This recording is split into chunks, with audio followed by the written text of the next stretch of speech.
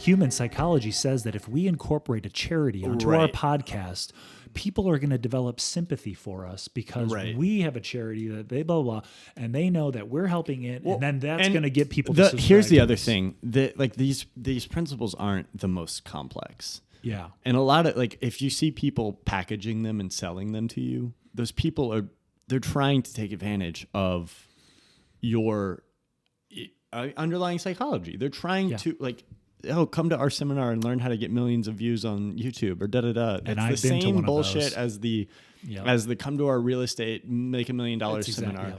And so it sounds like, I'm just interested in creating art. I don't need to know any of these things. Right.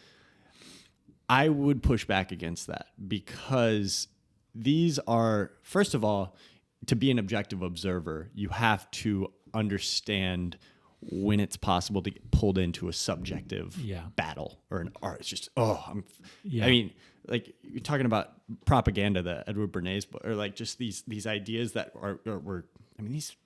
these are ideas that go back as far as human history. Psychological manipulation, like figuring out how to,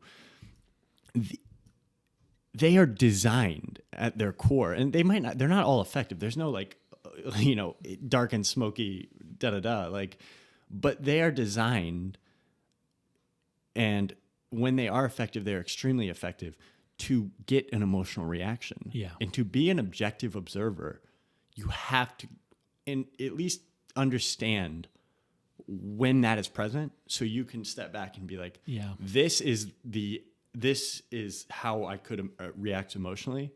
It is the artist's job to be an objective observer. Yeah. Or at least that is one of the components of creating art, in my opinion. And I think part of that is... And understanding this stuff helps with that. And I think part of that is, the artist isn't necessarily going, I know if I do this, that a large group of people are going to have this reaction. I feel like a lot of it for the artist, it is, I'm going to try that and see how I feel. And I don't have a clinical understanding of psychology that I'm then deploying and going, I see what happened here.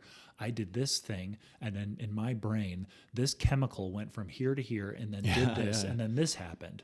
They're just using themselves as a testing ground for, how does this feel? I like that. There's something interesting there. Now maybe they might enhance it. Maybe they end up scrapping it. Maybe they go farther with it and it doesn't quite work.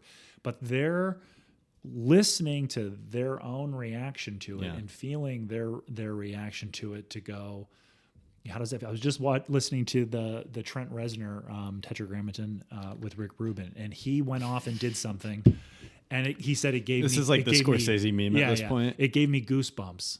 And I'm like, but somebody was telling him in the recording studio, no, don't do that, whatever the pushback was. But he knew. Whenever I get goosebumps, I take a note. Yeah. on anything. If I'm looking at, if I'm photo, film, whatever, I try to identify why. Yeah. And look, I am the last person that would push for like having such a granular and robotic, but it is extraordinarily helpful to understand, because then that's the craft aspect of it. Yeah. The emotion is the art. Like, right. That is, but the craft you have to serve the craft as well. And I think for me that the example with the artist sort of taking stock in how they react, to me, they're crafting it based on from listening, whereas some people, I think, with a different set of hierarchy of intentions, are observing so they can manipulate. It had been a golden afternoon, and I remember having the familiar conviction that life was beginning over again with the sunrise.